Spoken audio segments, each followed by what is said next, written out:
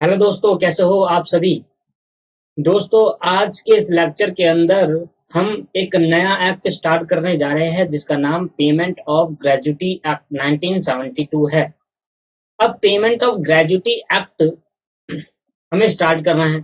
और जैसे अभी तक हम स्टार्ट करते हुए आए हैं, हर एक एक्ट के अंदर जैसे हम करते हुए आए हैं, हमने कोई भी एक्ट उठाया है तो हमने क्या करा है उसका। हमने कोई एक पहला एक्ट उठाया तो हमने उसका क्या करा, स्कैनर कंप्लीट करे हैं, एक प्रॉपर नोट्स बनाए हैं। और प्रॉपर नोट्स भी दो तरीके होते हैं। एक तरीका होता है कि एक मेरा लिखना होता है और दूसरा तरीका होता है रेफर टू बुक। जो चीजें इंपॉर्टेंट नहीं होती हम उसको रेफर टू बुक करते हैं। रेफर टू बुक का मतलब ये हुआ कि हमें उसको बुक से पढ़ेंगे, वो इंपॉर्टेंट नहीं है। और जो चीज इंपॉर्टेंट होती है मैं उसको लिख कर कराता हूँ यहाँ पर। खैर, शुरू तो बेसिक होता है और बेसिक हमेशा लिख कर होता है। तो आज की क्लास बेसिक की है। तो पेमेंट ऑफ ग्रेजुटी एक्ट 1972 में लाया गया। अब ये ग्रेजुटी का मतलब क्या होता है वो आज की क्लास में हम डिस्कस करेंगे, पर पहले कुछ छोटी छोटी बातें हम डिस्कस करते हैं। ठीक है, तो मैं आपको इंट्रोडक्शन लिखवाता हूँ आज की क्लास का पहला टॉपिक। तो concept number 1। Sir, concept number 1 हम करते हैं स्टार्ट। Concept number 1। और कॉन्सेप्ट नंबर 1 हमारा कहेगा इंट्रोडक्शन।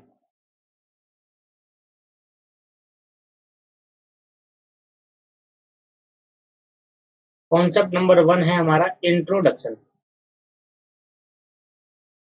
लो भाई, तो इंट्रोडक्शन हम कर रहे हैं दोस्तों। कॉन्सेप्ट नंबर 1 है हमारा introduction.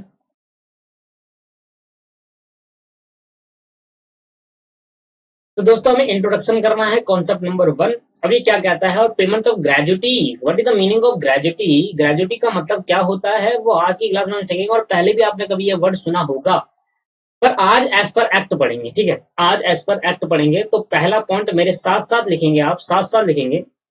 Sir, the term gratuity,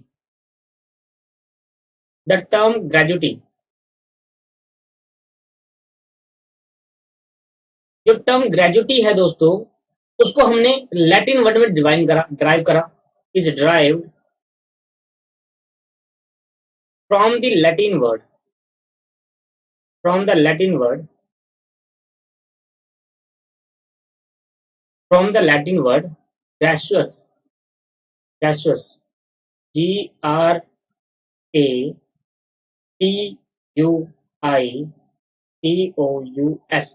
ग्रेसुअस। लो भाई लो, तो हमने कहा ग्रेजुटी को हमने लैटिन वर्ड में डिफाइन करा। और ग्रेजुटी का मतलब क्या हुआ लैटिन वर्ड में। ग्रेजुटी का मतलब लैटिन वर्ड में क्या होता है दोस्तों। ज्यादातर क्या होता है हमारे एक्ट के अंदर लैटिन वर्ड का यूज भी काफी होता है। तो हमने कहा ग्रेजुटी का लैटिन वर्ड होता है ग्रेसुअस। क्या होता है दोस्तों, ग्रेसुअस। अब ये ग्रेसुअस का मतलब क्या होता है सीखेंगे सीखेंगे। पर मैंने अभी आपको समझा है कि ग्रेसुअस बोलते हैं लैटिन वर्ड किसमें, ग्रेजुटी को। तो ये लो दोस्तों, तो ये आपको बनाना है। सेकंड पॉइंट हम लिखते हैं। अभी मैं आपको समझा नहीं रहा, अभी मैं आपको समझा नहीं रहा दोस्तों, अभी मैं आपको बस लिखवा रहा हूं। और जब मैं समझाने लगू तो मैं कह दूंगा भाई सामने देख लो, अब लिखना हो गया बहुत। तो साथ साथ चलते जाए मेरे। Gratuity is a payment, gratuity, ऐसे लिखो, ग्रेजुअस मीन्स फ्री, ग्रेजुअस मीन्स फ्री। ग्रेजुअस का मतलब फ्री होता है। फिर रखना, gratuity is a payment, gratuity is the payment made by an employer, made by the employer, made by the employer to the employee, to the employee, made by the employer to the employee। दोस्तों, इस साल इसमें amendments आई है, कुछ changes आए हैं। तो अगर इसमें कोई चेंज, तब जब भी कभी अमेंडमेंट आती है, ये बात ध्यान से ध्यान रखना। जैसी अमेंडमेंट आई तो समझ लो हमारे एग्जाम के लिए वो अमेंडमेंट एप्लीकेबल होगी। और एप्लीकेबल होगी मतलब वो एग्जाम में आने के बहुत ज्यादा चांसेस होते हैं।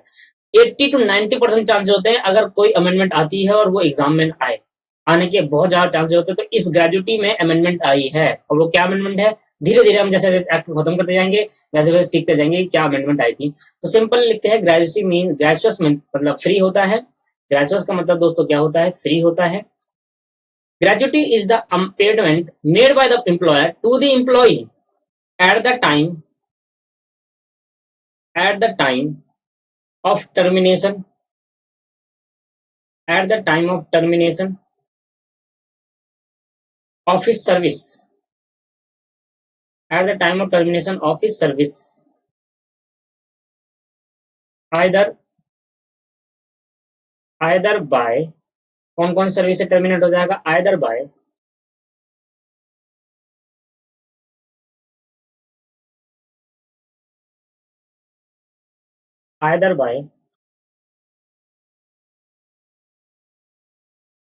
हाँ जी दोस्तों, आपको भी ऐसे ही बनाना है। इससे क्या होगा, लर्निंग करने में आसानी रहेगी।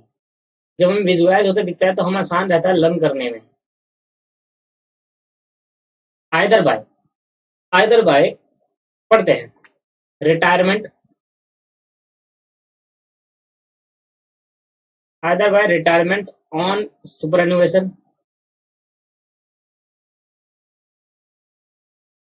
Either bye retirement on superannuation,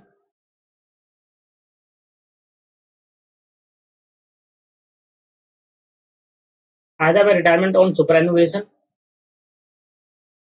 या 3 पार्ट में, 1, 2 और 3, या on resignation, retirement on resignation, retirement on resignation.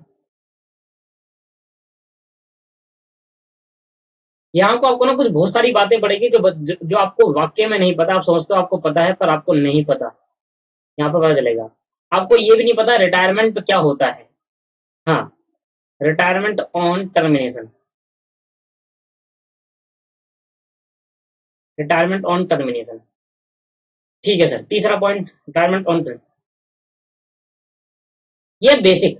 Sir कभी भी बेसिक को याद करने की जरूरत नहीं होती, बेसिक हमेशा समझने के लिए होता है। इसलिए आप सोचो मत कि इतना बड़ा याद कैसे करेंगे, याद नहीं करना। मैंने कह दिया जो इंपॉर्टेंट है वो याद करना है हमारे को, तो ध्यान सुने, बस लिखते जाए। This is the this is the old age this is the old age retiral social security benefit. This is the old age retiral social security benefit.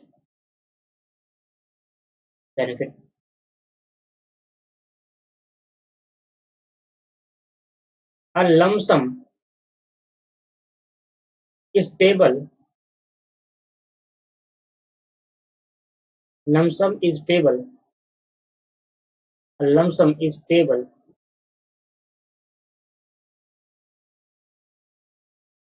in the consideration of a lump sum is payable in consideration of the past service of the past service consideration of the past service rendered by an employee rendered by the employee rendered by the employee.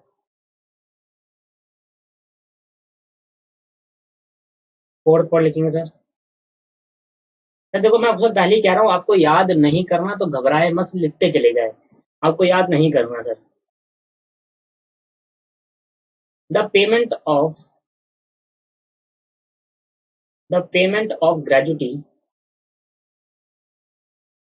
the payment of gratuity will be a relief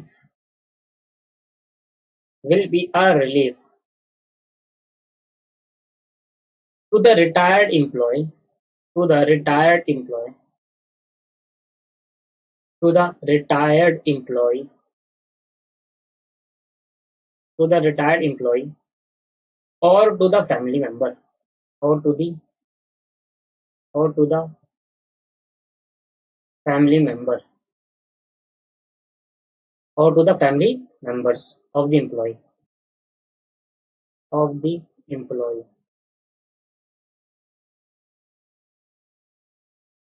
who die during the service,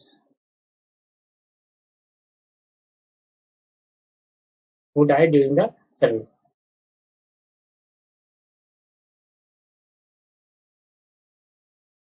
पांचवा, last point, पांचवा last है। For this purpose, for this purpose, the payment of gratuity act, the payment of gratuity act is enacted. The payment of gratuity act is enacted. The payment of gratuity act is enacted, which came into force, which came into force, which came into force from 16 September 1972. From 16 September 1972. लो भाई लो, दोस्तों ध्यान सुनो। तो ये बातें मैंने आपको लिखवा दी, ये तो था बेसिक इस ग्रेजुटी एक्ट का। तो बेसिक मैंने आपको बता दिया। अब मैं आपको कुछ एग्जांपल के साथ इस चीजों को समझाने की कोशिश करता हूँ कि क्या एक्चुअल में ग्रेजुटी है, ग्रेजुटी क्या है एक्चुअल में। तो दोस्तों एग्जाम्पल सुनते हैं और क्यों इस एक्ट को लाया गया। ठीक है, एग्जाम्पल सुने भाई। मिस्टर राम एक एम्प्लॉई है, मिस्टर राम एक एम्प्लॉई है एबीसी लिमिटेड के, और एबीसी लिमिटेड का जो ओनर है मतलब एम्प्लॉयर, उसका नाम है मिस्टर ए। भैया मिस्टर राम एक एम्प्लॉय है किसके दोस्तों, काम करते हैं कहां पर, एबीसी लिमिटेड में,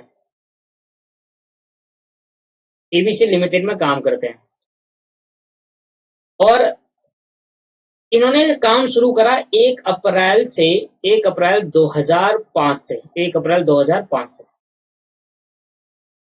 आज इनको काम करते करते करते करते टाइम हो चुका है 1 अप्रैल 2020। इनको 1 अप्रैल 2020 हो गया काम करते करते। अब क्या हुआ, ध्यान सुनो।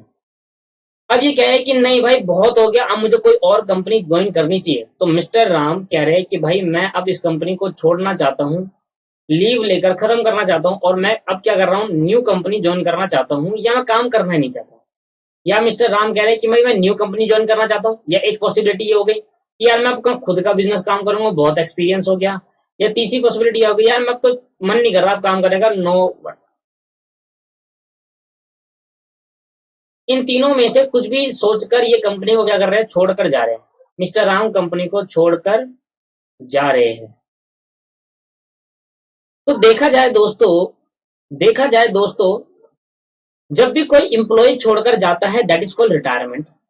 अब मैं रिटायरमेंट की डेफिनेशन बाद में समझाऊंगा डिटेल में, पर अभी बस इतना के लिए समझ लो, जब भी कोई इंप्लॉय छोड़कर जा रहा है इसको हम रिटायरमेंट कहते हैं।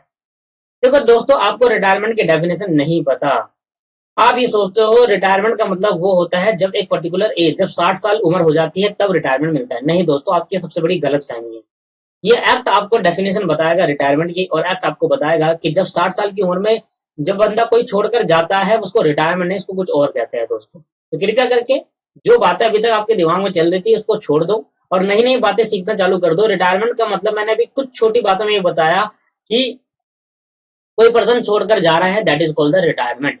ठीक है, फिर आगे आगे डिटेल में समझा दूंगा कि एक्चुअल में रिटायरमेंट का मतलब होता क्या है। अभी हमें डेफिनेशन सीखनी है, तो what is the meaning of retirement, ये मैं आपको डिटेल में सिखाऊंगा। ठीक है मेरे दोस्तों, अब अगर मेरी बात को ध्यान सुनो तो देखो, ध्यान सुनो। तो एबीसी लिमिटेड ने देखा जाए तो मिस्टर राम ने टोटल कितना टाइम काम कर लिया, तो मिस्टर राम ने इस केस के अंदर कितने साल वर्किंग था, मिस्टर राम कितने साल वर्किंग करा। मिस्टर राम 1 अप्रैल से, 1 अप्रैल 2005 से 1 अप्रैल 2020 तक कितने साल हो गए दोस्तों, ऑन अप्रोक्सीमेटली 15 ईयर हो गए। 5 से 10, 5 साल, 10 से 15, 10 साल और 15 साल। इन्होंने 15 साल एक कंपनी के अंदर काम करा। अब ये जा रहे हैं छोड़कर। तो एबीसी लिमिटेड कहती है एबीसी लिमिटेड कहती है मिस्टर राम से, सर आपने ना, एबीसी लिमिटेड कहती है मिस्टर राम से, सर आपने ना हमारे लिए 15 साल काम करा है। सर एक बहुत बड़ा टाइम होता है। आप किसी कंपनी के अंदर जाओगे और वहां पर देखोगे सर, अगर आप 2 साल भी काम कर लो ना तो आपको बोरियत हो जाएगी।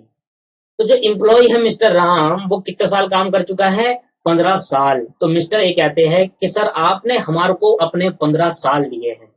आपने मिस्टर ए कह रहा हूं, मिस्टर ए जो एम्प्लॉयर है एबीसी लिमिटेड का, वो कहता है मिस्टर राम से कहता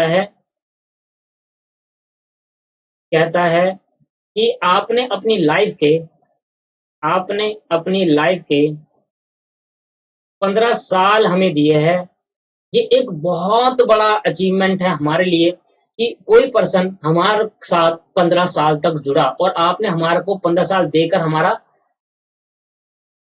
हमारा कंपनी को बहुत आगे पहुंचाया है। दोस्तों, कंपनी आगे बढ़ती है सर एम्प्लॉयर से नहीं, एम्प्लॉय से। आपको ये पता है, कंपनी सर कभी भी आगे एम्प्लॉयर से नहीं बढ़ती, एम्प्लॉय से बढ़ती। जब तक एम्प्लॉय काम नहीं करेंगे ना ढंग से, तो कंपनी आगे बढ़ ही नहीं सकती, भले ही एम्प्लॉयर कितनी भी मेहनत कर ले।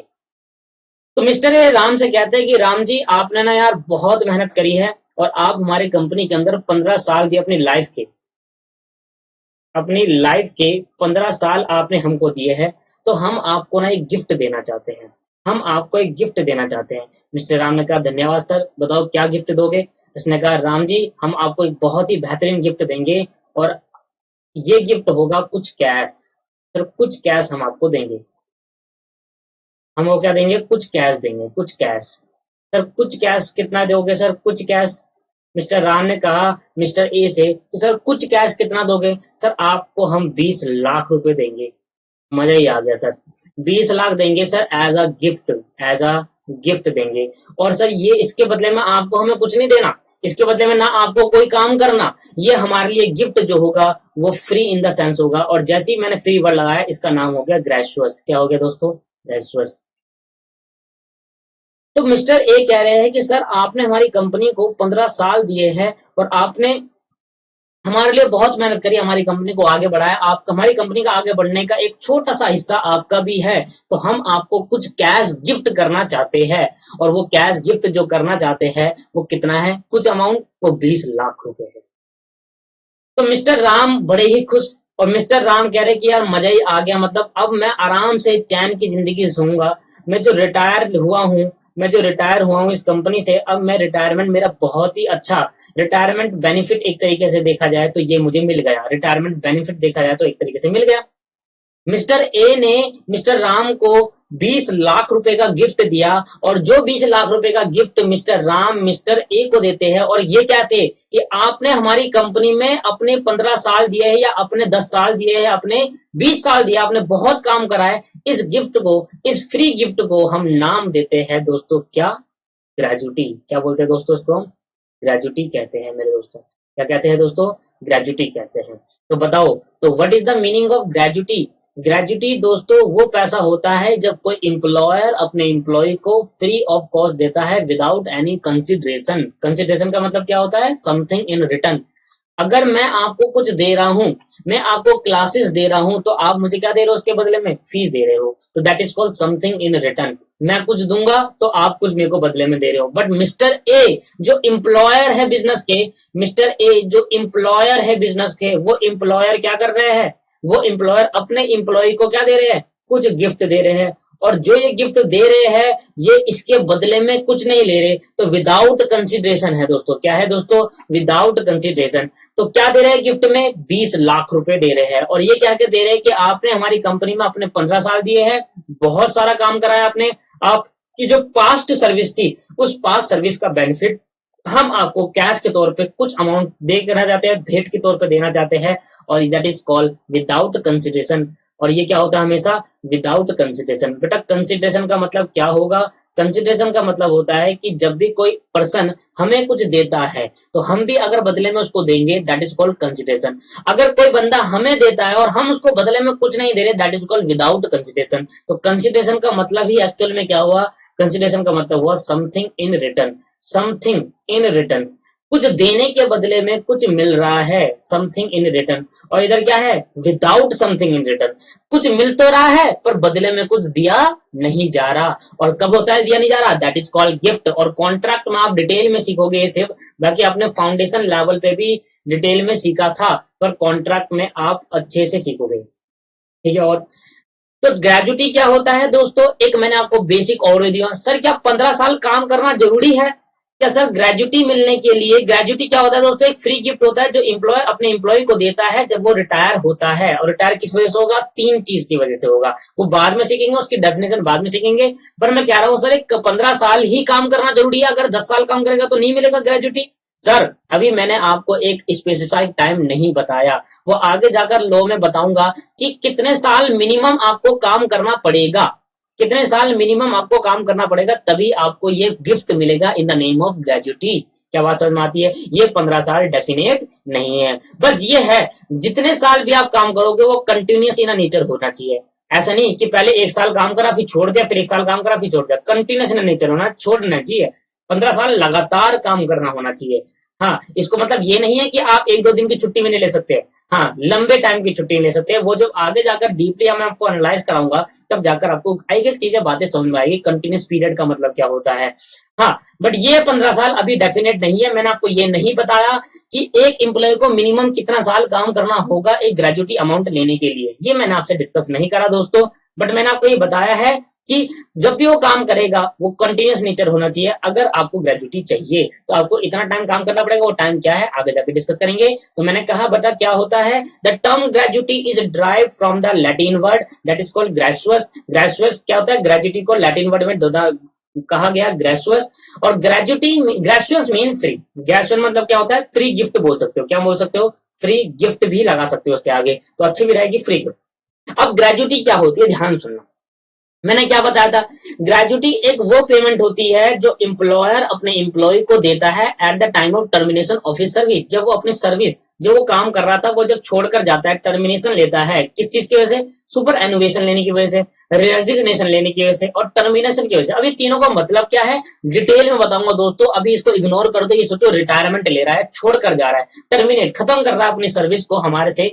जब एक एम्प्लॉयर अपने एम्प्लॉय को कुछ पेमेंट देता है, कब देता है, at the time of termination, जब वो एम्प्लॉय छोड़कर जाता है, और इसी को हम नाम देते हैं ग्रेजुटी। और ये क्या होता है दोस्तों, फ्री गिफ्ट होता है एम्प्लॉय के लिए। और क्या करने के लिए, देखो this is the old age retire social security benefit, it is the old age retire social security benefit. 15 साल उसने काम करा है और 15 साल काम करने के बाद वो रिटायरमेंट लेना चाहता है और कहता है कि भाई अब मेरी बस की नहीं है काम करने का, पर मुझे तो पैसा कुछ मिल जाए जिससे मैं अपना क्या कर सकूं आगे जाके, सोर्स ऑफ इनकम तो नहीं होगी मेरी, क्योंकि अब मैं अगर रिटायर लेता हूं, अगर कोई मिस्टर राम रिटायर लेते हैं, वो 60 साल उनकी कमिट हो गए मान लेते हैं और नहीं भी हुए तो वो आगे नहीं काम करना चाहते। जब नहीं काम करना चाहते तो उनके पास सोर्स ऑफ इनकम नहीं होगा, कोई इनकम कमाने का कोई सोर्स नहीं होगा। इसलिए क्या करते हैं, एक this is the old age retire social security हो जाती है। क्या होती है, एक सोशल सिक्योरिटी हो जाती है। जब आप ओल्ड, जब आप बूढ़े हो जाओगे ना, तो जब आप रिटायरमेंट लोगे तो हम आपको एक सिक्योरिटी के तौर पे एक बेनिफिट देंगे। और बेनिफिट कैसा होगा, इंस्टॉलमेंट नहीं,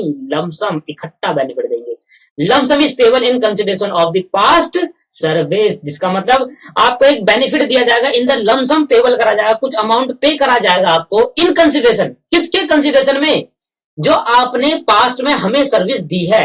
हाँ कुछ देखो, मैं एम्प्लॉय हूं, मैं आपके एम्प्लॉय हूं, मान लो आपकी कंपनी के अंदर मैं काम कर रहा हूं और मैंने कुछ सर्विस दी है, तो आप मुझे इसके बदले में कंसिडरेशन देते थे नहीं देते थे? हाँ सर, सैलरी देते थे आप मुझे, मैं जब जब 1 महीना काम करूंगा आप मुझे सैलरी देते थे, मैं जब जब 1 महीना काम करूंगा आप मुझे सैलरी देते थे। बट सर पास्ट में सर्विस है, बहुत सारी सर्विसेज दी, 15 साल इसने काम करा, तो हम एडिशनल कुछ और देना चाहते हैं इन कंसिडरेशन। हम ये मान रहे हैं कि आपने हमें उस टाइम नहीं दिया जिस टाइम रिटायरमेंट हो रहा है सर्विस, हमने मान लिया कि कंसिडरेशन आपका क्या था, वो पास्ट की सर्विस थी जो आप दे चुके और उसके बदले में सैलरी दी, उसी को कोई दिक्कत नहीं है, पर हम उसको भी कंसिडरेशन के तौर पे हम आपको कुछ अमाउंट पेबल करना चाहते हैं, रेंडर बाय द एम्प्लॉय। तो एम्प्लॉय, तो ये ग्रेजुटी क्या होता है, ग्रेजुटी का मतलब होता है जब कोई एम्प्लॉयर अपने एम्प्लॉय को कुछ पेमेंट देता है एट द टाइम ऑफ, कब देगा, ड्यूरिंग द सर्विस या जब रिटायरमेंट टर्मिनेशन ले देगा, जब सर्विस खत्म कर देगा अपनी तब देगा। हाँ सर, जब सर्विस ये रिटायर हो जाएगा या सर्विस को टर्मिनेट कर लेगा, खत्म कर देगा,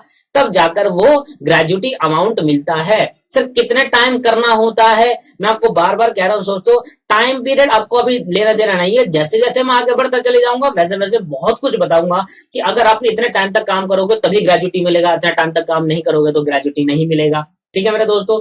और ये क्या होता है, old age retired social security. और जब मैं आपको इन तीनों की डेफिनेशन बता दूंगा, सुपर एन्युएशन, रेजिग्नेशन और रिटायर टर्मिनेशन, तो मैं वापस यही लेकर आऊंगा और मैं कहूंगा रिटायरमेंट अगर तीनों में से किसी में हुआ तो हम उसको क्या बोल देंगे, ग्रेजुटी देंगे। क्या बात समझ में आती है? तो अब हमें इस पॉइंट ऑफ व्यू से आज के बाद से हमें ये सोचना है कि हम है एम्प्लॉयर। हम कौन है दोस्तों, एम्प्लॉयर, और हमें देनी है ग्रेजुटी, और हम पढ़ रहे हैं एक्ट।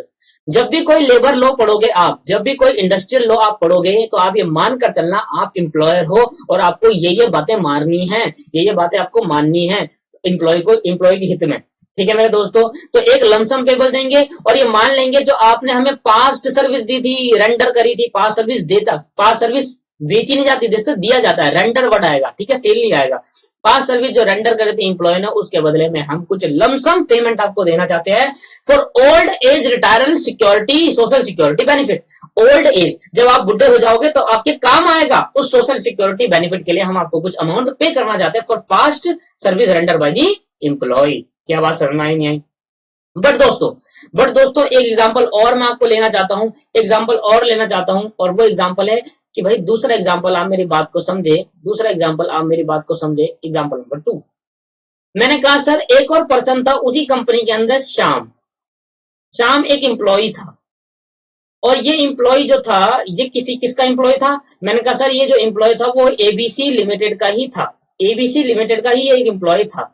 और एबीसी लिमिटेड का ऑनर कौन है, एम्प्लॉयर कौन है? Mister A is employer of ABC limited. अब भाई क्या हुआ, अब मिस्टर एम्प्लॉय ने इधर वर्क करते थे और इन्होंने 15 साल इधर काम करा। अब क्या हुआ, एक दिन मिस्टर राम ऑफिस को आ रहे थे, दोस्तों, और किस में आ रहे थे? गाड़ी में, अपनी कार में। ऑफिस में आ रहे थे और अपनी कार में आ रहे थे दोस्तों ये। और ये जो कार में आ रहे थे, इस कार का हो गया एक्सीडेंट। इस कार का क्या हो गया दोस्तों? एक्सीडेंट। और मिस्टर श्याम चल बसे बेचारे। मिस्टर श्याम की क्या हो गई दोस्तों? डेथ हो गई। अब मिस्टर श्याम की डेथ तो हो गई, अब मेरी बात समझो, मिस्टर श्याम क्या हो गए सर? डेड हो गए। और मिस्टर श्याम की डेथ होगी, क्या अब एबीसी लिमिटेड मिस्टर श्याम को क्या ग्रेजुटी दे पाएगी या नहीं दे पाएगी? सर नहीं दे पाएगी। क्यों? मिस्टर श्याम होंगे तभी तो ग्रेजुटी देंगे, अदरवाइज होए नहीं तो ग्रेजुटी कैसे देंगे? पर एक्ट कहता है नहीं भाई, मिस्टर श्याम हो या ना हो, अगर उसने 15 साल काम करे या एक लिमिटेड जो एक्ट में लिखा गया है, एक्ट में कितना साल लिखा गया है? एक्ट में लिखा गया है जितना भी साल वो आगे बताऊंगा, अगर वो 15 साल काम कर लेते हैं, चलो मैं बता देता हूँ, एक्ट में लिखा है 5 साल। क्या लिखा है दोस्तों? 5 साल। अगर कोई पर्सन 5 साल काम कर लेता है तो उसको ग्रेजुटी मिल जाती है।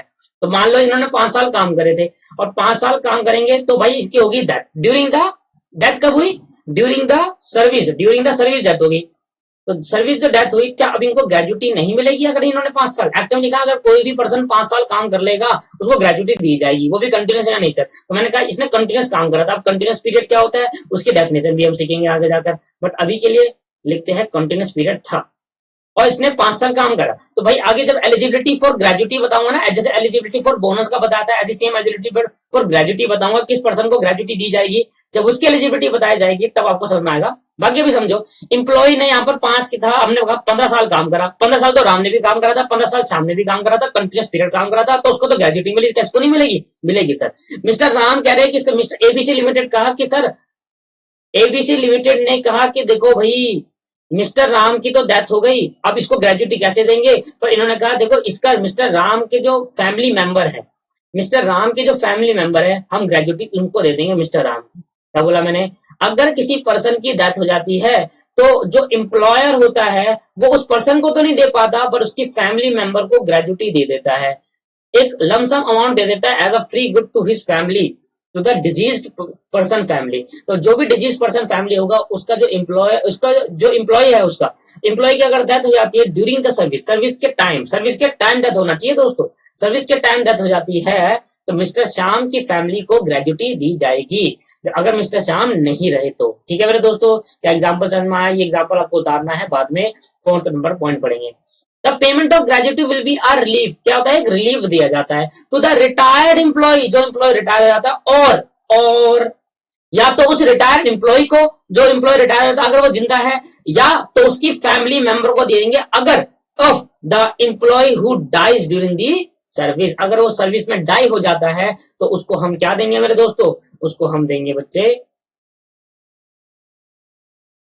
ग्रेजुटी। किसको देंगे ग्रेजुटी? उसकी फैमिली मेंबर को हम ग्रेजुटी दे देंगे अगर वो employee retire during the service करते टाइम, मतलब सर्विस देते टाइम वो रिटायर हो गया था। तो इसी पर्पस के लिए जब भी कोई एम्प्लॉयर रिटायर होता है और वो एक लिमिटेड टाइम तक कंटिन्यूस पीरियड तक काम कर लेता है तो एम्प्लॉयर को कुछ अमाउंट देना पड़ता है as a gift without any consideration to the employee. इस वजह से एक एक्ट को पास करा गया फॉर दिस पर्पस। किस पर्पस को? जो मैंने बताया है, इस पर्पस से एक एक्ट को पास, क्योंकि old age retired social security benefit देने के लिए ये एक्ट को पास करा गया है और इस एक्ट का नाम रखा the payment of gratuity act is enacted, लाया गया, और विच केम इनटू फोर्स फ्रॉम 16 सितंबर 1972। तो 1972 में 16 सितंबर को प्रेसिडेंट के एजेंट थी और तब ये बिल क्या बन गया? एक्ट बन गया मेरे दोस्तों। क्या बात समझ में आई? Payment of gratuity act. क्या सर अभी आपको एक चीज छोटा सा, आपको कोई एक छोटा सा एक ओवरव्यू बना माइंड के अंदर कि what is the meaning of gratuity? तो सर ग्रेजुटी क्या होता है? जब भी कोई एम्प्लॉयर अपने एम्प्लॉय को at the time of termination of, जिस टाइम सर्विस टर्मिनेट होती है, सब्जेक्ट टू सर्टेन कंडीशन, अगर उसने कंडीशन पूरी कर दी पेमेंट ऑफ ग्रेजुटी एक्ट की तो उसको ग्रेजुटी दिया जाएगा, फ्री गिफ्ट दिया जाएगा, और फ्री गिफ्ट को लैटिन वर्ड में बोलता ग्रेजुअस, उसको ग्रेजुअस दिया जाएगा दोस्तों। तो दैट इज कॉल्ड ग्रेजुटी। इसलिए इस एक्ट को पास करा गया और कब करा? 16 सितंबर 1972 के अंदर। क्या बात समझ में आई? क्या बात समझ में आई दोस्तों आपको? हाँ जी सर, हाँ जी। अगर आपके बात समझ में आई तो हम बढ़ते हैं अब आगे, और हम बढ़ते हैं कहां पर? कॉन्सेप्ट नंबर 2 में। तो मैंने यहाँ पर आपको मीनिंग बता दिया ग्रेजुटी का, ग्रेजुटी का मतलब होता क्या है एक्चुअल में। तो that is the concept number 2। Concept number 2 क्या है? कॉन्सेप्ट नंबर 2 क्या है? बड़ा इंपॉर्टेंट है, ऑब्जेक्ट। भाई ग्रेजुटी एक्ट लाने का क्या उद्देश्य था? ग्रेजुटी एक्ट लाने का क्या उद्देश्य था? तो भैया हम पढ़ते हैं ये object. An act to provide act to provides an act to provides for a scheme। ये एक तरीके से क्या है दोस्तों? ये एक स्कीम ही तो है, एक स्कीम ही तो है। अगर कोई person subject to certain condition अगर वो पूरी कर लेता है किसी एम्प्लॉय वर्क करते टाइम तो उसको क्या मिलेगा? ग्रेजुटी मिलेगी। तो गवर्नमेंट की एक स्कीम होगी तरीके से, पर ये गवर्नमेंट पेमेंट नहीं करती, करते कौन है? Employer. Scheme for the payment, ये आपके बहुत काम आने वाला है दोस्तों। ये एक्ट क्यों आने वाला है काम? ये जितने भी इंडस्ट्रियल लॉ है ना पूरा, ये आपके बहुत काम आने वाला है। क्योंकि अगर आपको लॉ नहीं पता होगा, क्यों आगे जाकर आपको क्या करना है? प्रोफेशनल करके क्या करना है सर? जॉब ही तो करनी है। जब आपको जॉब ही करनी है तो सर इसको आपको पता होना चाहिए ना। Then act to provide for a scheme for a payment of gratuity, from a payment of gratuity to employee. अब इंपॉर्टेंट वाली बात यह है, एम्प्लॉय, उस पर्सन को, उस एम्प्लॉय को ग्रेजुटी दी जाएगी जो एंगेज्ड इन अ फैक्ट्री होगा। Engaged in factories, engaged in, ध्यान सुनना, एंगेज्ड इन फैक्ट्रीज। पहला वो एम्प्लॉय जो इधर काम कर रहा होगा, किधर? जो मैं नीचे लिखूंगा, जो फैक्ट्री के अंदर काम कर रहा होगा, फैक्ट्रीज के अंदर काम कर रहा होगा। फैक्ट्री का मतलब क्या होता है? फैक्ट्रीज का मतलब क्या होता है दोस्तों? मैं आपको समझा दूंगा। फैक्ट्री का मतलब होता है, फैक्ट्री एक्ट बताएगा हमें फैक्ट्री का मतलब। फैक्ट्री एक्ट हमें बताएगा फैक्ट्री का मतलब क्या होता है। अभी यहाँ पर फैक्ट्री का मतलब नहीं, जब मैं फैक्ट्री एक्ट पढ़ाऊंगा तब आपको वहां पर डिटेल में समझा दूंगा what is the meaning of factory. कोई पर्सन फैक्ट्री में काम कर रहा हो, माइंस में, कोई पर्सन फैक्ट्री में काम कर रहा हो, माइंस में, ऑयल फील्ड में काम कर रहा हो,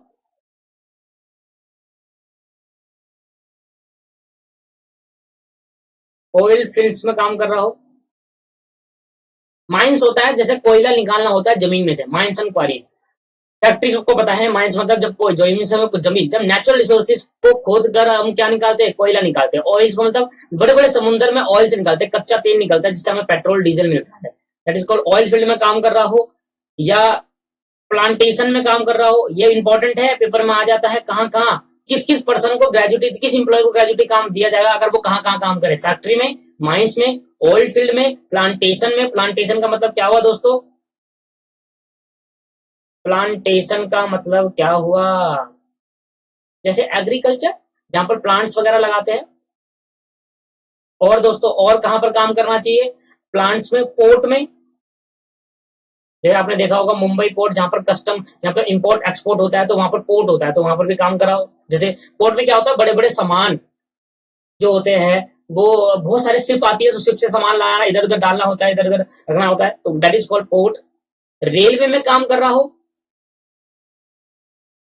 ठीक है, यहां मैं लिख देता हूँ रेलवे, जगह नहीं मिलते,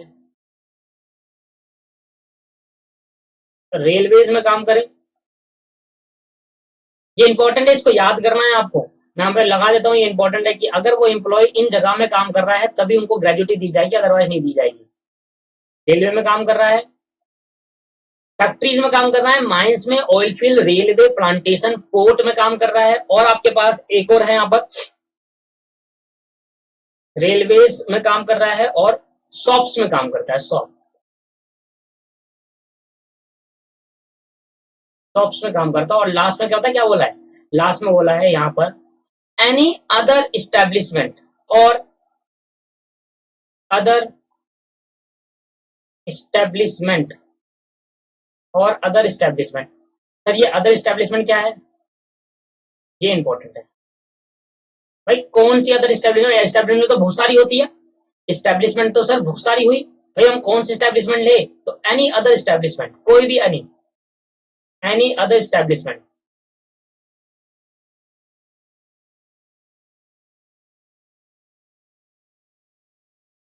एनी अदर इस्टेब्लिशमेंट, तो सर पहले तो समझो, कोई भी पर्सन अगर वो फैक्ट्री में काम कर रहा हो, कोई भी इंप्लॉय उसको ग्रेजुटी तब दी जाएगी अगर वो फैक्ट्री में काम कर रहा हो, अगर वो माइंस में काम कर रहा हो, अगर वो शॉप में काम कर रहा हो कोई, ठीक है, अगर वो ऑयल फील्ड में काम कर रहा हो दोस्तों, अगर वो रेलवे कंपनीज में काम कर रहा हो, रेलवे कंपनी, अगर वो प्लांटेशन में काम कर रहा हो, प्लांट लगाने का काम करता हो, प्लांटेशन वाले होते हैं ना जो प्लांट से लगाते हैं, देखा होगा आपने रोड्स वगैरह में, और वो पोर्ट में काम कर रहा हो, या एनी अदर स्टैब्लिशमेंट। अब मैं इसको कुछ अलग पेन से लिखूंगा, एनी अदर स्टैब्लिशमेंट,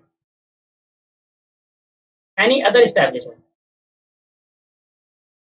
कुछ ज्यादा डार्क हो गया भाई, हल्का वाला नहीं मिलेगा क्या सर, एनी अदर स्टैब्लिशमेंट। अब ये अदर स्टैब्लिशमेंट कौन सी हुई भाई, स्टैब्लिशमेंट तो बहुत सारी होती है, अब ये इंपॉर्टेंट वाली, इसलिए मैं कह रहा हूँ ये वाला पॉइंट इंपॉर्टेंट है। मैं चाहता तो छुड़वा देता बट मैंने छुड़वाया नहीं जानबूझकर, क्यों, क्योंकि सर ये है एक्चुअल में इंपॉर्टेंट। एनी अदर स्टैब्लिशमेंट, लो सारा करा था मिट गया, जल्दी से लिख लो, आप जल्दी से लिख लो, any other establishment, any other establishment, ठीक है मेरे दोस्तों।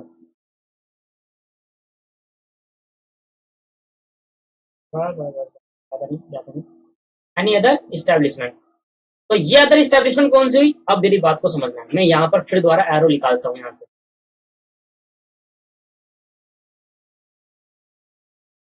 और आपको ऐसे ही बनाना है, आपको ऐसे ही बना, कोई सी अदर स्टैब्लिशमेंट जो ये दो कंडीशन सेटिस्फाई कर दे, कोई भी अदर स्टैब्लिशमेंट, मतलब ये इनके लिए कंडीशन नहीं है, इन सब के लिए कोई कंडीशन नहीं है। अगर कोई पर्सन, अगर एम्प्लॉय इधर काम कर रहा है तो कोई कंडीशन नहीं, बट अगर कोई अदर स्टैब्लिशमेंट, कोई भी अदर स्टैब्लिशमेंट, फैक्ट्री, किसी भी तरीके की फैक्ट्री हो उसको ग्रेजुटी मिलेगी, माइंस कोई भी तरीके का, शॉप कोई भी तरीका उसको ग्रेजुटी मिलेगी। पर कोई अदर स्टैब्लिशमेंट जैसे बिजनेस हो गए, जैसे ऑर्गेनाइजेशन हो गई, कोई भी चीज, कोई भी अदर स्टैब्लिशमेंट जो दो कंडीशन को फुलफिल कर लेता है उसको ग्रेजुटी मिल जाएगी, उस एम्प्लॉय को ग्रेजुटी दी जाएगी और स्टैब्लिशमेंट कवर हो जाएगा पेमेंट ऑफ ग्रेजुटी एक्ट के अंदर।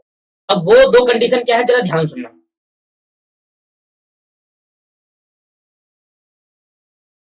ठीक है दोस्तों, ये अदर यानी इधर स्टेटमेंट, और यहाँ पर एक सॉप भी है, सॉप भी है दोस्तों, सॉप भी, सॉप्स, फिर ये भी इंक्लूड है इस कंडीशन के अंदर। ठीक है, तो कौन कौन सा इंक्लूड है दोस्तों? पहला, एनी अदर स्टैब्लिशमेंट, और कोई भी शॉप जो ये दो कंडीशन फुलफिल कर दे, और किसी के लिए नहीं है कंडीशन। एनी अदर स्टैब्लिशमेंट, और ये अदर स्टैब्लिशमेंट हो या शॉप हो, कोई भी शॉप, एनी अदर स्टैब्लिशमेंट और शॉप, तो ये दो कंडीशन फुलफिल कर देती है दोस्तों, हम उसको ग्रेजुटी एक्ट में उस एम्प्लॉय को मान लेंगे कि उसको ग्रेजुटी मिलेगी। क्या समझ में आया नहीं आया? अब ये दो कंडीशन क्या है, ध्यान से देखना। किस किस के लिए होगा? फैक्ट्रीज के लिए नहीं है, कोई फैक्ट्री हो उसको ये कंडीशन इंप्रूव नहीं करनी, माइंस के लिए नहीं है, ऑयल फील्ड के लिए नहीं है, रेलवे के लिए नहीं है, प्लांटेशन के लिए नहीं है, पोर्ट के लिए नहीं है, बस किसके लिए है? शॉप और एनी अदर स्टैब्लिशमेंट। अगर, देख लिया इतना, अगर दो कंडीशन फुलफिल कर देती है, पहली और दूसरी, दो में से कोई एक, चलो ध्यान से देखना। अगर उस शॉप या उस फैक्ट्री के अंदर विदाउट पावर है, विदाउट पावर का मतलब क्या हुआ? और अगर शॉप या फैक्ट्री एस्टेब्लिशमेंट के अंदर विद पावर के साथ काम करते हैं, पावर मतलब जहां पर इलेक्ट्रिसिटी का यूज होता है, पावर का मतलब क्या हुआ? जहां पर इलेक्ट्रिसिटी का यूज होता है। अगर कोई शॉप है, वहां पर इलेक्ट्रिसिटी का यूज हो रहा है, चाहे बल्ब जलाने के लिए हो रहा हो, जब कुछ भी कहीं भी चीज में इलेक्ट्रिसिटी का यूज हो रहा है, भले ही उसने इलेक्ट्रिसिटी का पॉइंट लिया है पर उसने बल्ब नहीं जलाया है, वो मैटर नहीं करता, इलेक्ट्रिसिटी का पॉइंट तो लिया है ना। तो अगर उधर इलेक्ट्रिसिटी का पॉइंट ले रखा है या पावर के साथ वहां पर काम हो रहा है दोस्तों, तो उस केस के अंदर कुछ कंडीशन है। अगर कोई ऐसी फैक्ट्री, ऐसी स्टैब्लिशमेंट, फैक्ट्री तो नहीं, ऐसी अदर स्टैब्लिशमेंट या शॉप जहां पर विदाउट पावर के साथ काम हो रहा है, जैसा आपने देखा धागा बनाता है, तो वहां पर क्या होता है, जो प्रोडक्शन जहां पर हो रहा है, दोस्तों, वो पावर से काम करना। जैसे अब मान लो, अब किसी भी कहीं पर भी काम करने जाएंगे, तो वहां पर थोड़ा बल्ब तो जलेगा, तो इतना नॉर्मल है। बट जहां जिस चीज का वो प्रोडक्शन कर रहे हैं, वो प्रोडक्शन किससे बनना चाहिए? इलेक्ट्रिसिटी का यूज होने से। तो विदाउट पावर और विद पावर माना जाएगा। तो विदाउट पावर और विद पावर का मतलब भी बता दूंगा मैं सिंपल तरीके से। ठीक है, इसको हमने कोई और एक्ट में डिफाइन करा, इधर एक्ट में डिफाइन नहीं करा दोस्तों, ये फैक्ट्री एक्ट में डिफाइन है। तो मैं अभी आपको बता दूंगा वैसे विदाउट पावर, फिर आगे बात कर लेंगे। विदाउट पावर, अगर विदाउट पावर है कोई शॉप या वहां पर पावर का यूज नहीं होता, कुछ भी काम करने के लिए पावर का यूज नहीं होता, तो उस केस के अंदर विदाउट पावर के अंदर आपके पास 20 employ or more work any day in accounting year. एक अकाउंटिंग ईयर में किसी एक दिन भी अगर 20 या 20 से ज्यादा लोगों ने काम कर लिया वहां पर विदाउट पावर वाली जगह पर, जिस कंपनी या जिस स्टैब्लिशमेंट या जिस शॉप के अंदर पावर का यूज नहीं होता प्रोडक्शन करने के लिए, अगर वहां पर 20 या उससे ज्यादा वर्क कर 20 या 20 से ज्यादा, मोर 20 दिन, 20 employer or more worked in any day in accounting year. एक अकाउंटिंग ईयर में, इन अकाउंटिंग ईयर, एक अकाउंटिंग ईयर के अंदर अगर किसी भी एक दिन में 20 या 20 से ज्यादा एम्प्लॉयर हो गए, तो हम उसको इसके अंदर इंक्लूड कर लिया जाएगा और हम बोल देंगे उस एम्प्लॉय को ग्रेजुटी दो, अगर उसने कंडीशन फुलफिल कर दी तो। अभी मैं क्या पढ़ा रहा हूं? अभी मैं पढ़ा रहा हूं किस एम्प्लॉय को, वो एम्प्लॉय जो इन जगह में काम करेगा उसको ग्रेजुटी दी जाएगी, बट सर्टेन लिमिट है, सर्टेन कंडीशन है, कुछ कंडीशन प्रूव करनी पड़ेगी तब भी उसको। ठीक है, और विदाउट पावर का मतलब क्या हुआ?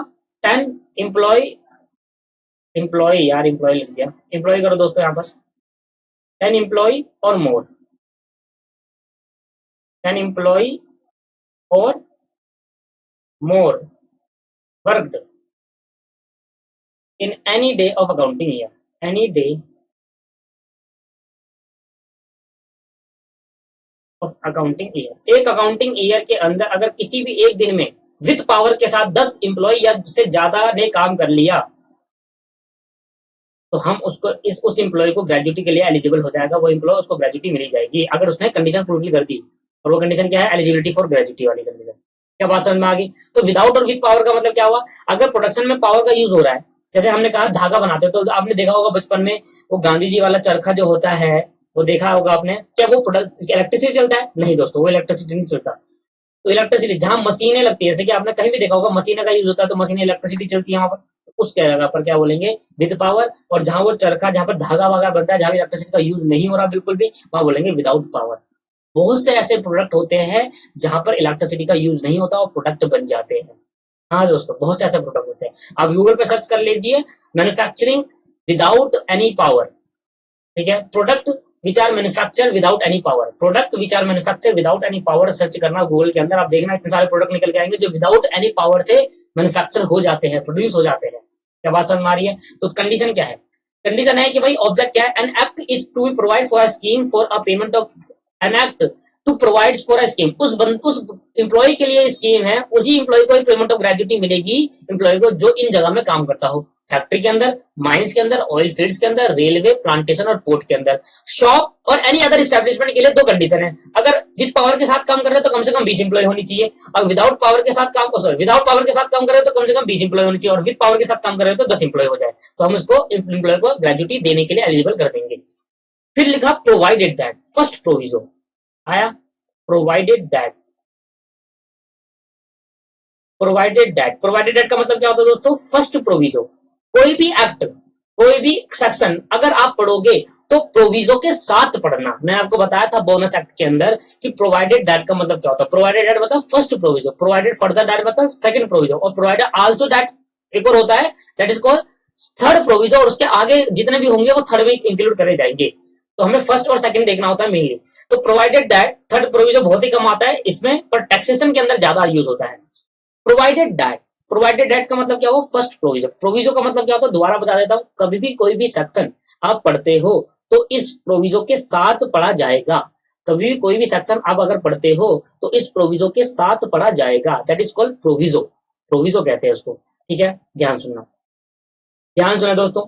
प्रोविजो क्या कहता है आपका? बहुत इंपॉर्टेंट प्रोविजो है, इस प्रोविजो को ध्यान समझना है, क्योंकि अगर आपने प्रोविजो छोड़ दिया और सेक्शन पढ़ लिया, ठीक है, वो ऑब्जेक्ट पढ़ लिया और इस प्रोविजो को नहीं पढ़ा, तो आपका ही गलत हो जाएगा आंसर। अच्छा सर, ऐसा करते हैं, प्रोविजो यहाँ ना लिख कर ना कहीं और लिखते हैं, कहीं और क्या लिखते हैं? दुआ देता इफेक्ट, कॉन्सेप्ट नंबर 3 में लिखते हैं, और वहीं इसकी सही जगह है लिखने की, कॉन्सेप्ट नंबर 3। और वो कहता है एप्लीकेबिलिटी ऑफ द एक्ट। ये एक्ट कहाँ का एप्लीकेबल होगा? Applicability of the act, applicability of the act, applicability of the act. तो कॉन्सेप्ट नंबर 3 कहता है, ये कॉन्सेप्ट खत्म हो गया। किस एम्प्लॉय को, वो एम्प्लॉय जो इस जगह पर इंगेज होगा, काम कर रहा होगा, तो उस एम्प्लॉय को क्या दिया जाएगा? तो बोनस दिया जाएगा। तो मैंने पहला पॉइंट आपसे डिस्कस करा, एप्लीकेबिलिटी, सॉरी, एप्लीकेबिलिटी क्या है? This act is applicable, applicable whole of India, whole of India including, including Jammu and Kashmir, including Jammu and Kashmir. फिर यहां पर आया प्रोवाइडेड दैट, कह रहा एप्लीकेबिलिटी के साथ ये फर्स्ट प्रोविजन जरूर पढ़ना, प्रोवाइडेड दैट। और वो फर्स्ट प्रोविजो क्या कहता है? प्रोविजो का मतलब क्या होता है? जब भी कोई आप सेक्शन पढ़ोगे, प्रोविजो के साथ पढ़ा जाएगा, नहीं तो वो सेक्शन अधूरा रह जाएगा, दैट इज कॉल्ड प्रोविजो। और प्रोवाइडेड दैट क्या था? जब भी कोई सेक्शन पढ़ोगे, तो ये नीचे इसका एप्लीकेबिलिटी के नीचे आ गया एक क्वेश्चन खड़ा हो गया कि प्रोवाइडेड दैट फर्स्ट प्रोविजो क्या कहता है? That insofar provided that insofar, पूरा लिखते हैं प्रोवाइडेड दैट, तो मैंने एरो लगाया ना, ये नहीं लिखा जाता है, पूरा लिखते हैं, एक पैराग्राफ होता है। जब भी कोई पैराग्राफ प्रोवाइडेड दैट से शुरू होता है दोस्तों, जब भी कोई पैराग्राफ किससे शुरू होता है? प्रोवाइड, मैंने आपको बोनस एक्ट में पढ़ाया था। तो that is called first provision, और पूरा लिखा जाता है प्रोवाइडेड दैट इन सो फार, ऊपर से लिखता हूँ, पैराग्राफ ही है, in so far, provided that in so far as it relate, as is related, relates, as is relates to plantation, plantation or port, plantation or ports, it shall not applicable, it shall not applicable to Jammu and Kashmir, it shall not applicable to Jammu. अगर plant और port हो रहा है, plant और port कहां हो रहा है, जम्मू एंड कश्मीर की स्टेट पर, तो वह एक्ट लागू नहीं होगा उस एम्प्लॉय के अंदर। मान लो, समझो, मैं आपको एग्जांपल के साथ समझाता हूं। मान लो जम्मू एंड कश्मीर स्टेट है और पेमेंट ऑफ ग्रेजुटी एक्ट है, payment of gratuity act, payment of gratuity act है। अब ये ग्रेजुटी एक्ट इसके अंदर पूरा का पूरा एप्लीकेबल है, मतलब जितने भी प्रोविजन इस ग्रेजुटी एक्ट के अंदर लगेंगे वो एप्लीकेबल हो जाएंगे जम्मू एंड कश्मीर में, बस इसको छोड़ के एक्सेप्ट, एक्सेप्ट दो को छोड़ के, पहला प्लांटेशन और पोर्ट। अगर जम्मू एंड कश्मीर के अंदर प्लांटेशन और पोर्ट हो रहा है और वहां पर अगर एम्प्लॉय काम कर रहा है तो उस एम्प्लॉय पे एक्ट एप्लीकेबल नहीं होगा। समझ में आ रहा है? दोबारा समझ लेते हैं। Payment of gratuity act Jammu and Kashmir में हर स्टेट में होगा, जम्मू एंड कश्मीर की हर फैक्ट्री के अंदर ये एप्लीकेबल होगा, हर फैक्ट्री के अंदर होगा, हर ऑयल फील्ड के अंदर होगा, अदर स्टैब्लिशमेंट और शॉप के अंदर भी होगा, और शॉप के अंदर जो वो कंडीशन पूरी कर दे, कंडीशन को फुलफिल कर दे। बट प्लांटेशन और पोर्ट के अंदर नहीं होगा, रेलवे के अंदर होगा, अगर रेलवे हो तो इन केस आगे।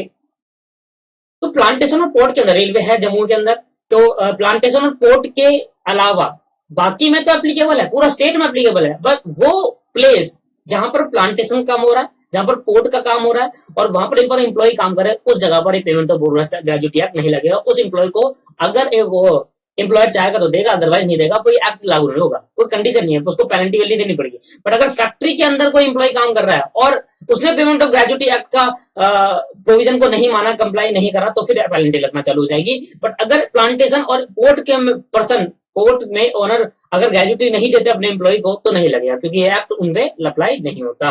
तो ये आज की क्लास यहाँ पर खत्म करते हैं और नेक्स्ट क्लास के अंदर हम आगे ये बात करेंगे। दोस्तों मजा आ गया आज की क्लास में सीखने में, और एक बहुत ही अच्छा सा सीखने को मिला कि ग्रेजुटी एक्चुअल में है क्या। ग्रेजुटी समझ में आई, कहाँ एप्लीकेबल हुआ समझ में आया, कौन से एम्प्लॉय को मिलेगा, कंडीशन समझ में आई, बहुत इंपॉर्टेंट कंडीशन है, वो ध्यान रखना। और ये बात भी ध्यान रखना, ये भी एक इंपॉर्टेंट चीज है, इस प्रोविजन को बहुत इंपॉर्टेंट, ये प्रोविजन काफी इंपॉर्टेंट है। पूरा जम्मू एंड कश्मीर में लगता है, प्लांट और पोर्ट में नहीं लगता, बस उसको छोड़ दे। तो ये कह रहा है नॉट रिलेटेड, देखो प्रोवाइडेड है in so far it related to plantation और port it is not applicable. देखो अगर मैं सिर्फ ये वाला पढ़ता हूं तो ये क्या कहता है, सिर्फ अगर पहला पॉइंट पढ़ता हूं तो पहला पॉइंट क्या कहता है, पहला पॉइंट कहता है कि सर ये होल ऑफ इंडिया है including Jammu and Kashmir. But अगर प्रोविजन नहीं पढ़ता साथ में तो मैं मान लूंगा कि प्लांट एंड पोर्ट्स में भी होगा। बट अगर प्रोविजन डालते ही क्या आ गया, दोनों को एक साथ पढ़ूंगा तो समझ में आएगा कि अच्छा पूरे जम्मू एंड कश्मीर में तो है, पर प्लांटेशन और पोर्ट के अंदर जो काम हो रहा होगा वहां नहीं होगा। आए दोस्तों समझ में? दोस्तों आज की क्लास में इतना ही। नेक्स्ट क्लास के अंदर कॉन्सेप्ट नंबर 4 से बात करेंगे है, और कॉन्सेप्ट नंबर 4 हम डिस्कस करेंगे नेक्स्ट क्लास में। मैं लिख देता हूं कॉन्सेप्ट नंबर 4, कॉन्सेप्ट नंबर 4 हम करेंगे, और वो क्या होगा, बहुत ही जो भी होगा बहुत ही बेहतरीन होगा। जल्दी से जल्दी ग्रेजुटी को खत्म करेंगे, फिर स्कैनर के क्वेश्चन जरूर करेंगे। इसके स्कैनर तो हर चैप्टर के स्कैनर क्वेश्चन होने बहुत जरूरी है। जब तक स्कैनर के क्वेश्चन होंगे तब तक वो फील ही नहीं आएगा कि हमने पढ़ा ही नहीं पढ़ा। ठीक है दोस्तों, आज की क्लास के अंदर इतना ही। धन्यवाद, थैंक यू वेरी मच। अगर कोई भी प्रॉब्लम है आप मुझे फोटो भेजकर व्हाट्सएप पे मैसेज पूछ सकते हैं।